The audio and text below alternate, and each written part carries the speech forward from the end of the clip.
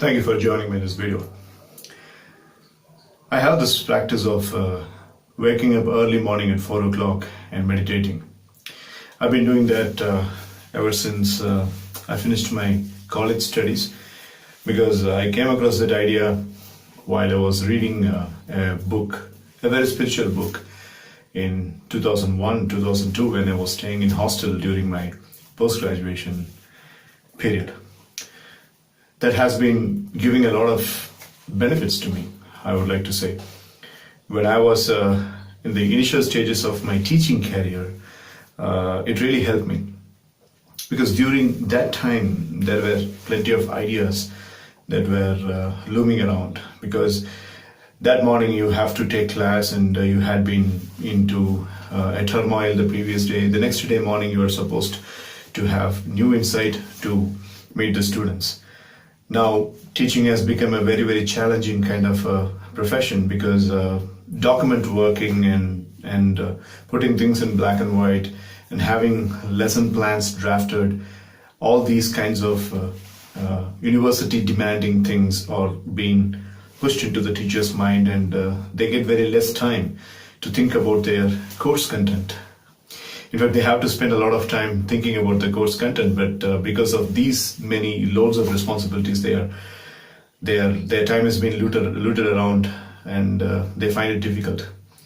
Those were the days, the beginning of 2000s, and I was in 2002. I was in the teaching field, and I had to give new insights to the children. I was a raring youngster, and the children were also raring youngsters, first year, second year college UG students.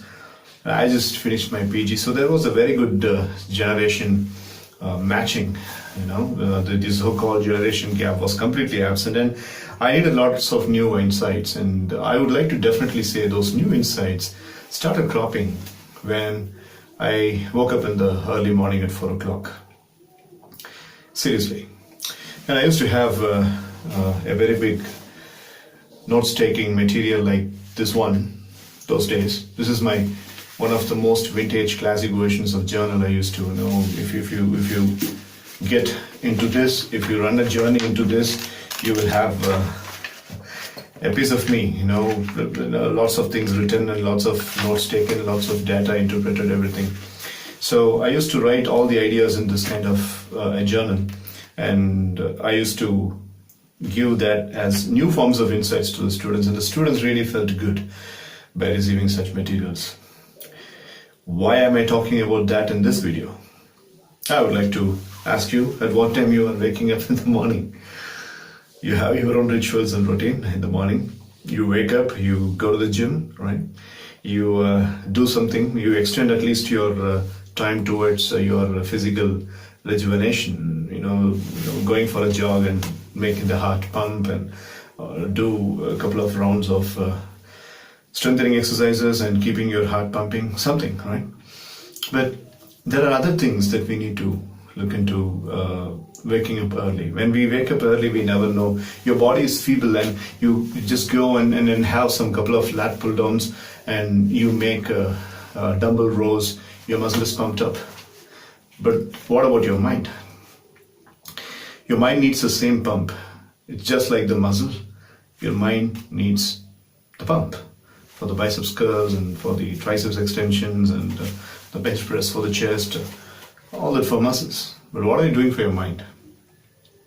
And here I would like to quote the very important statement said by one of the famous authors, Jim Rohn. Jim Rohn used to say, you need to have a philosophy. Everybody's life is running according to a kind of preset philosophy. Your life right now has got its own philosophy. The philosophy that has been set by your mom, your dad, the philosophy that has been set by your school teachers when you are a boy or a girl, during your childhood stages, the philosophy that has been set because of your past failures, because of the accomplishments that you had taken over, the philosophies that had been influenced into your mind because of some strange experiences that you had. So Jim Rohn says, a person's life is filled with a lot of philosophy. And if the life has to change, the personal philosophy has to change. I made a video in 2016, in the beginning of 2017, I'm sorry. The video's name was Life Altering Principles. That video contained, and it is an academy video where I take class for some of the individuals, and I used to speak about this life altering principle. The first point I have spoken in that video, I still remember, it was altering your life's philosophy, your personal philosophy. Your mom and dad would be having some philosophy. Your elder brother would be having a philosophy. Your elder sister would be having a philosophy. Your college and school friend would be having a philosophy. And they used to diverge that philosophy information into your mind, and your mind has started believing that. So all the things that you have achieved right now, all the things that you have gathered so far, are reflections of the personal philosophy that you have been believing so far. I'd like to show you one more thing. There is a book in this Kindle. It's called What to Say When You Talk to Yourself, written by Dr. Shad Hemstetter, a very brilliant author. And this man speaks about the importance of, self-talk, right? So he says, you have to change the words that you speak. I would like to invite you to read some of the passages, or at least a couple of words. He comes up with a kind of an information called a self-talk checklist. Look at this. The self-talk checklist. Right? So he says you have to have self-talk. The first item in the checklist is your self-talk stated in the present? Alright? And then the second checklist item as far as the self-talk is concerned is it specific? Your self-talk, is it specific? And the third one is, does it get the job done without any side effects? Right? And the fourth one is my personal favorite. Is it easy to use? The next one is it practical? Right? The self-talk, is it practical? And is it personal, and is it honest? Okay. And here comes the biggest kicker. Does your self-talk ask enough of you? The seventh item of the checklist. Does your self-talk ask enough of you? So this man speaks about self-talk. And what is your knowledge about self-talk? How much self-talk have you been doing? Please excuse me if you had been repeatedly listening about this word called as self-talk in any other sources. But I'm getting as base as I could get. Self-talk is the conversation that you have in your mind at any given point of time. We started this session about waking up early in the morning at 4 o'clock, right? That's where the key. At the 4 o'clock space, in the early morning, whatever that your mind is employing as self-talk is what is happening in your life, my dear friends. Is it a good news or is it a bad news? You tell me. Whatever your mind speaks in that early morning span is what is happening in your life. And if you don't take control over whatever your mind is speaking at that span of time, imagine where the life takes you. I don't know if you had understood the seriousness of what I'm speaking to you now, but my mind full of the seriousness of what I'm speaking. I know the intensity of what I'm speaking. I seriously think if there is a source that I could definitely bring the same intensity in you, I can transversely, emit the same kind of connotation of intensity that I have in my mind when I'm speaking these words. I would definitely like to transmit that intensity into your mind. But if you say that, yes, I understand what you say, then I'm the most happiest man. But I sense, Mr. Manikandan, you're speaking something important, but I haven't got the intensity. And we need to talk in detail, eye to eye, in person. Because you are in search of lots of ways and means of changing your life, and I'm speaking about that particular single source to change your life, and you are not understanding the intensity of that idea I'm trying to communicate to you, then it is a very painful fact. This is how the classroom teachings are going on. The teacher speaks with a lot of intensity, a lot of life, and the person tries to, drive down the point emotionally into the student's mind. But the students are not able to understand what kind of intensity the teacher is carrying in his message. And the teacher gets out of the class after the bell rings, and the person goes to the department without any sort of job satisfaction. As a teacher, I'm able to understand. As a trainer, I'm able to understand. But I, as a trainer, have never come out of that particular classroom or the seminar hall where I am training the students. I never come out of that hall without that particular satisfaction comes and melts me around. So what do we do here? Two things. Think about when you are going to wake up in the morning tomorrow. And the other one, I wanted to prepare your own self-talk, maybe in a small notebook, maybe in a journal like this, prepare a self-talk, open the pages and try to write all the self-talk that you have. What are all the things that you are supposed to have in your life? What are all the things that you would like to master? What are all the things that you would like to manifest in your life? Write all those statements as self-talk in present continuous tense, right? And make it a point to have that repeated all over in your mind at every given point of time in the morning. Morning the early morning breeze carries lots of magic and secrets, right? And during that time, if you are not able to speak what you want in your life, then where do you think this blueprint is being established? The blueprint for your life is established in that span of time.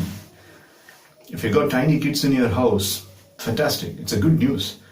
Talk to those children, make sure that the children are starting the morning on a very easy basis. I am not a multi-millionaire or a billionaire to speak about all this, but had I known this concept when I was a little boy, and if somebody at my home had been instructing this kind of philosophy in my boyhood stage, I definitely assure that my life would have been even more better. No offenses for the lifestyle that I'm living now, I'm very happy. But there is always a scope for improvement, and there is always a source of being more happier, right? So I would have been a little bit more happier if this philosophy was given to me in the early stages of my boyhood. Or if it is going to be a painful factor, at least have a notebook of this size, right? So a pocket notebook. At any given point of time, if you are getting some statements in your mind, a prosperity statement, note that down. We have got lots of applications in your Android phone. Sticky Notes is a very good app, right? It's a very popular app. Don't go for it. You thought I'm going to give you some inducement about a couple of apps that are vibrating around in Play Store? No. I want you to go back to classics. Nothing can beat classics. Again, I would like to say, as Earl Nightingale says, if the idea is not captured, it is like a fish jumping out of your palm into the pond, right? So you note down those things into this kind of a pocket notebook, and in the early morning, just put on your light, and even if you're waking up at 3:30 or 4 o'clock for having a sip of water, and then you have the inclination to go back to your bed, just have a sip of water, switch on the light, and see a couple of statements, and then make sure that the statement is going into. I'm becoming a trustworthy person. I'm becoming a valuable person in my company. My customers have. I'm becoming a valuable person so that my customers have more trust on me. I'm becoming a valuable teacher so that my students are really considering me as an icon. I'm becoming a very good business professional so that my customers always have tangible reasons to come for my business instead of other people. I'm becoming a person who is physically and mentally strong. I'm becoming a person who is really having all of my insights, all of my ideas put into the marketplace, and thereby I reap a lot of benefits. Self-talk. These are the self-talk statements according to your life. Make according to your life. Make it in Tamil, Make it in English, make it in whichever language you are comfortable. Science says that the self-talk is more profound when it is generated in the mother tongue. I would like to say, yeah, I totally agree with that, but my self-talk statements are written in English only because I find that more electrifying. Right? So when I close my eyes and when I see, because that's how I speak to the students. So when I close my eyes and when I see those statements, it gives me a lot of energy. So we spoke about having a good purpose and changing the life's philosophy. You cannot go back in the time stream and change the philosophy of your mom and dad or your generation or your total level of family outbound culture. But you can change only the philosophy of yours. At least for that matter, you have a lot of control. If you're weak in communication or if you're weak in any real prospect, then it means your personal philosophy is coming and hindering you. So the best way to change your personal philosophy is involve into lots of self-talk, my dear friends. Take this piece of message very seriously because we are at the verge of finishing 2018. I'm recording this on December 7, 2018. So come 2019, we can have a new beginning, seriously. We can really have a new beginning. All right? So prepare some self-talk statements and try to change your personal philosophy. So anything you want in your life, the position first of all starts in mind. All the greatest accomplishments that we are having around us has been having the accomplishment first of all persist in the mind of the individuals. Likewise, what is the position that you have? Unless and otherwise you don't have any other positions from the negative evils as it is shown in the horror movies. What are the things that you have in mind as possession? That's what is a very important point that I would like to discuss because based upon the articles that had been taken over, all the researches that had been made, it clearly shows that everything has been possessed in the mind first of all before it has been accomplished on the earth. So how is it going to be possible for you if you are not changing the personal philosophy? And how is it going to be possible for you to accomplish something on the earth without having that picture properly held in your mind? So step number one is write down the statements. First of all, what kind of statements you need. If you have got any problem, write a statement on that problem. I am recovering from this problem. I am becoming a person who is more valuable for my organization. Present continuous is very important. My children are becoming more liable and they are becoming more respectful citizens and they have their own ways and means of accomplishing their things and I am growing them in such way. These kinds of self-talk, you have to write that down. And in the early morning, infringe or feed these self-talk statements one by one inside. You take the book called as Ask and It Shall Be Given, or you get into Louis Hay's Foundation, or you read Dr. Wayne Dyer's book, or Stephen Covey's book, or you read Robin Sharma's book, or you read any of the latest internet articles or webinars that are given by Simon Sinek or Mel Robbins. Everybody says the same. You have to keep control over your mind and you have to keep control over what you are talking inside your mind in that given early morning time. Hope I have blown your mind and I hope you are becoming very sincere. And I hope you would be obedient in getting your own copy of this wonderful masterpiece I have been speaking about in this video. Or if you are not able to get this, if it is not at your access or reach, then just give me a ping or contact me in any source. I would definitely be deriving the happiness of giving this book to you. And the book's name is What to Say When You Talk to Yourself by Shad Henstetter. Obviously a book that has changed my life. And I really hope it changes yours too. Thank you so much for watching this video. I'll be meeting you in the next.